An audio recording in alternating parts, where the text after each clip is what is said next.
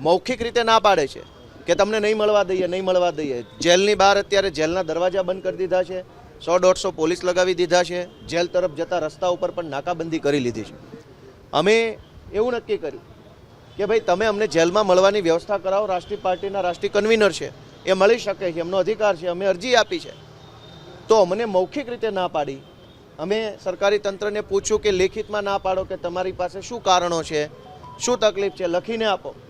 લખીને આપવાની પણ ના પાડે છે. ત્યાર પછી અમે એવું નક્કી કર્યું કે તમે જો મળવા નહીં દો અને લેખિતમાં કારણ પણ નહીં આપો તો અમે જેલ ઉપર આવીએ, ત્યાં રૂબરૂ બેસી અને તમારી સાથે ચર્ચા કરીએ અધિકારી સાથે કે શું તકલીફ છે, કેમ નથી મળવા દેતા.